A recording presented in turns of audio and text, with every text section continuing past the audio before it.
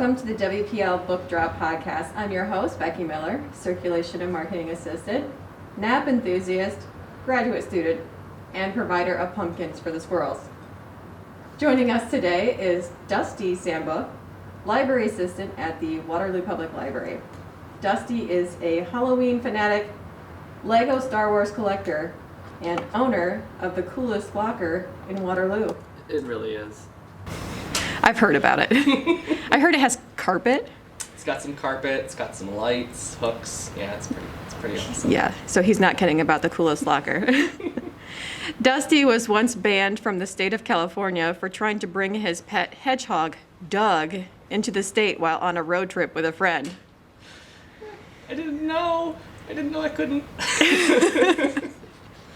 So Border Patrol got you at the state line. They looked in the back and they saw a little cage and they went, "What's in there?" And I said, "It's Doug." And they're like, "If that's a hedgehog or a ferret, you're gonna have to turn around."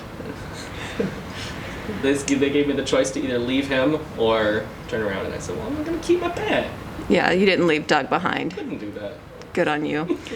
Well, welcome to the podcast today, Dusty. Thank you. So the reason that we have you on today is to learn who you are a little bit, and we're going to talk about graphic novels. Mm-hmm. So can you tell us a little bit about what you do at Waterloo Public Library?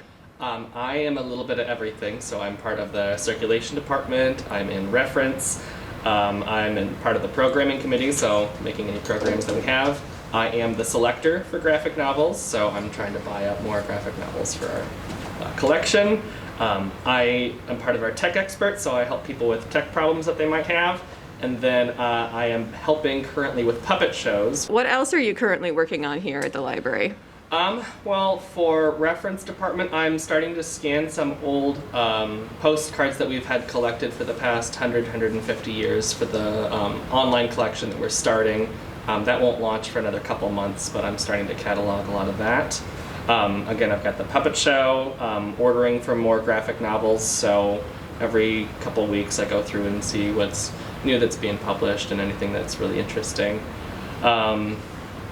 Yeah, a little bit of everything. I just kind of jump around where it's needed.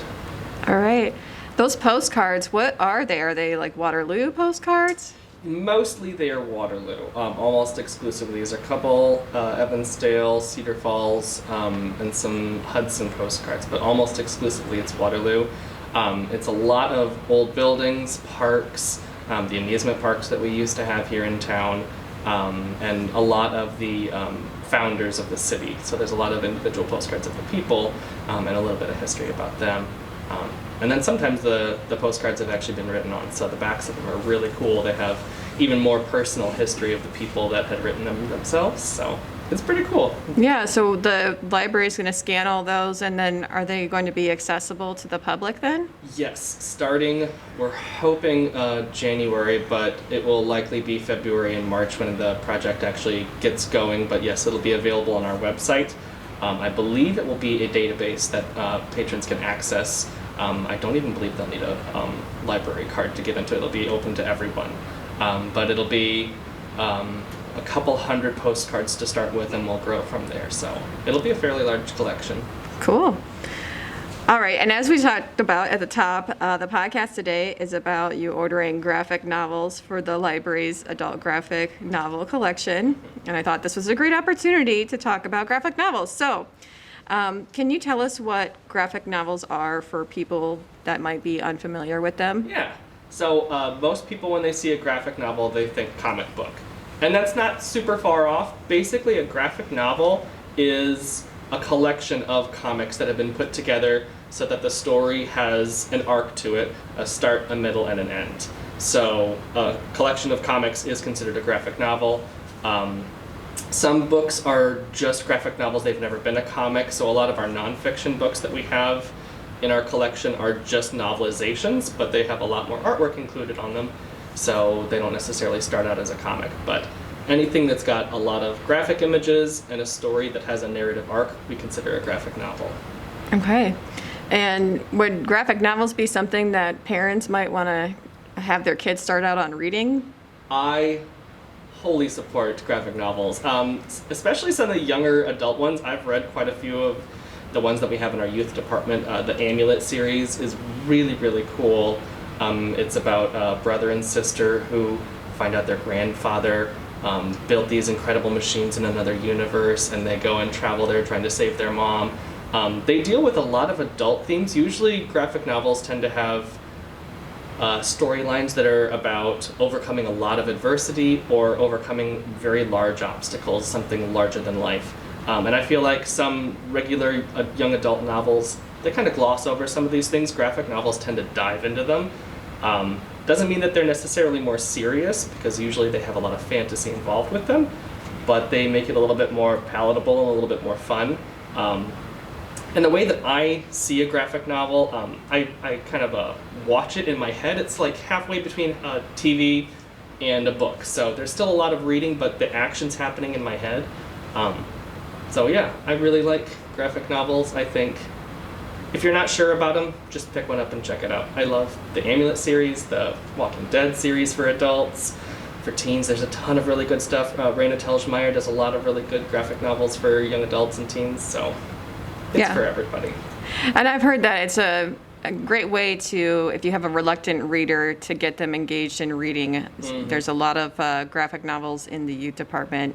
Just ask us and we can show you where those are, right? Oh, yeah. So let's talk about some of the graphic novels that we each brought with us today. I'll start off with The Handmaid's Tale, the graphic novel adaptation of the famous novel that Margaret Atwood wrote.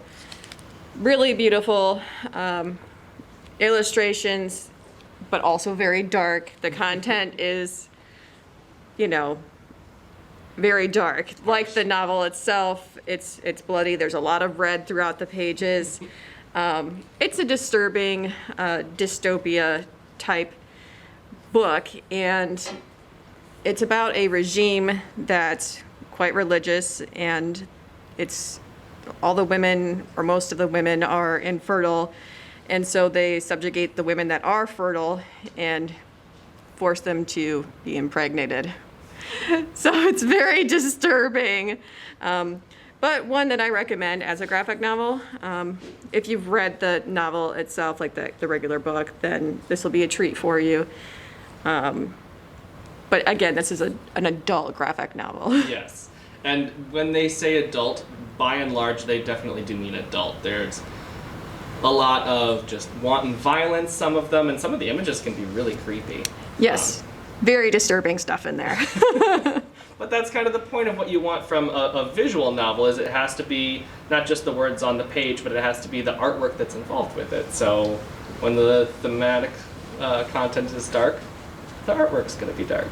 Exactly. And then the other book that I brought is called This Place, 150 Years Retold. And this one actually has a number of authors. I'll just tell you the first one, Katari Akwenzi Dam. And it's a number of stories about Indigenous people of Canada and some of the struggles, tragedies, and triumphs that they have gone through. And it's supposed to be really good. I haven't read it, but I talked to you last night, and I know that you have. And I do want to say that at the foreword, I'll just read a little bit from the foreword. They said, as I was reading, I thought a lot about the idea of apocalypse, or the end of the world as we know it. Indigenous writers have pointed out that, as Indigenous people, we all live in a post-apocalyptic world. The world as we knew it ended the moment colonialism started to creep across these lands. But we have continued to tell our stories, and we will continue to adapt. Despite everything, we have survived. So, Dusty, since I found this on the recent return shelf, I thought, there's no way that Dusty just brought this back. But you did. I sure did. So can you tell us a little bit about it? Yeah, it's, I believe, 10 stories altogether told from different Indigenous tribes of Canada over the past 150 years, like you said. And they're all very different stories. Some of them have a lot more of the mythology and the beliefs of the particular nation tribe that they're talking about. Some of them are based a little bit more on what we would consider realism, and so the first story I believe in there is just about how whites, Anglo-Saxons, were coming into, I want to say, the Quebec province. And it's a true story of a woman who was a shopkeeper. She was indigenous, but the tribe itself was trying to be as formal, as we would say white as possible, so that they could continue to barter with them. And the whites that were coming in were mistreating, stealing land, and just overall being awful. And it's a true story about how after a dinner party, one of the women horsewhipped a man who was being aggressive towards another woman, and it was the first time that a woman had ever horsewhipped a man in front of public. But it was just a really interesting story about how the oppressed were fighting back, and it was just a really cool story. Like I said, some of them are a little bit more of the mythology and the storytelling of the native tribes. So those are really cool, but just getting a little bit of the history involved in it, it was really interesting. It's a very cool book, and there's a story for everybody in there.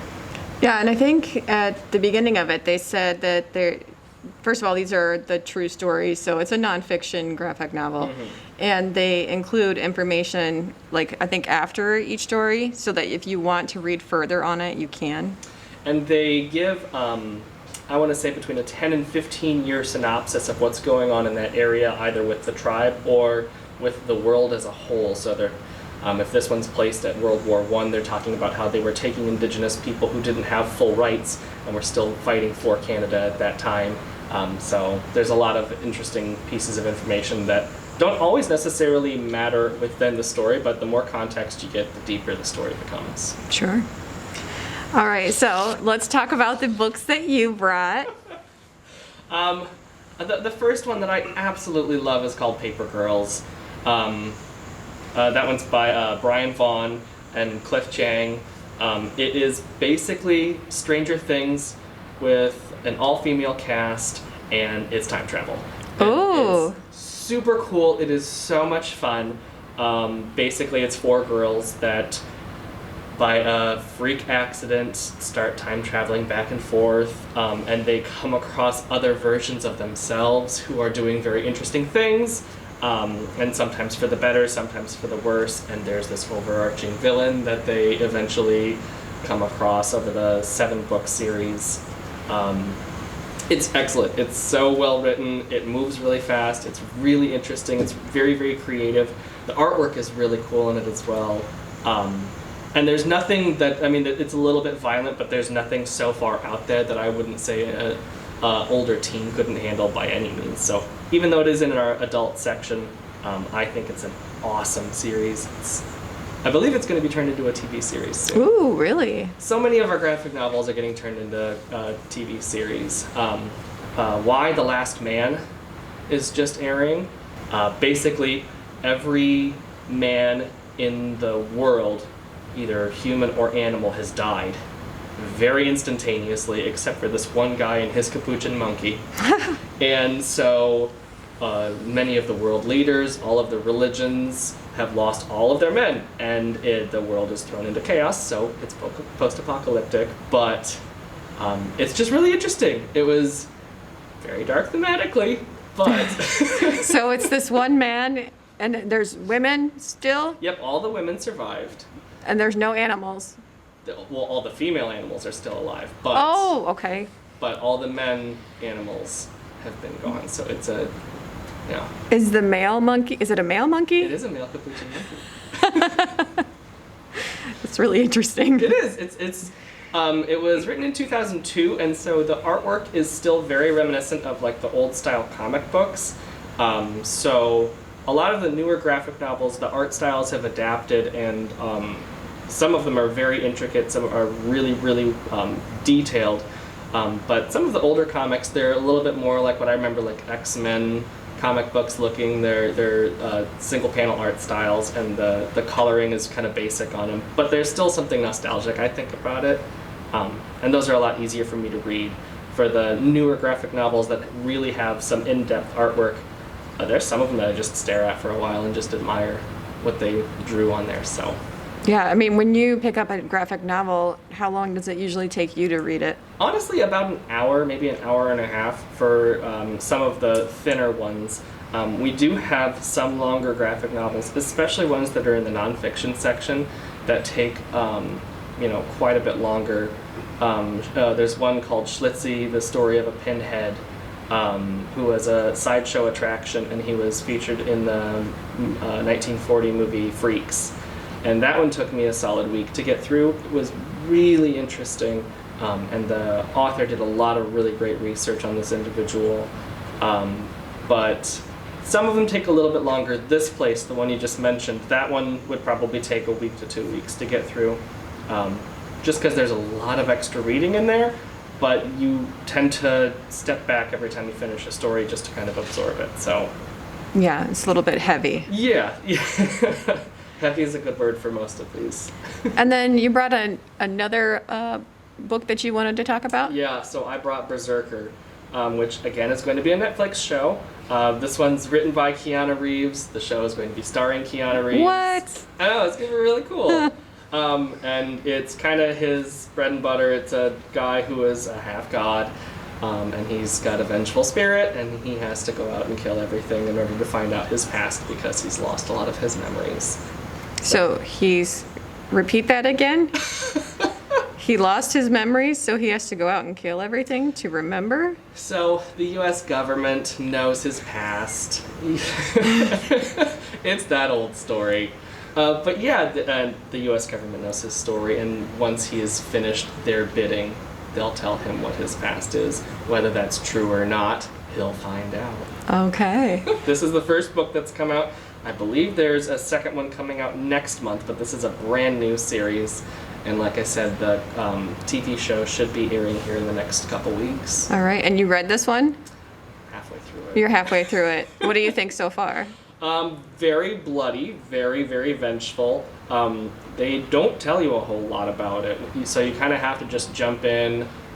There's not a lot of dialogue from him, so you learn as you read graphic novels that sometimes there are thought bubbles, so it's not necessarily them speaking but thinking, and they're kind of talking directly to the person who's reading it. Sometimes there's dialogue going back and forth, and sometimes there's just expose to give you backstory or tell you what a character has done. And there's not always a lot of clarity on that, so you kind of have to just read along and figure out who's talking and where it's coming from. But yeah, All right. it's good. Well, Dusty, thank you so much for joining us on the WPL Book Drop podcast. It's been a pleasure. Thank you for having me. If you liked today's episode, be sure to leave a rating and subscribe. Thank you. Thank you.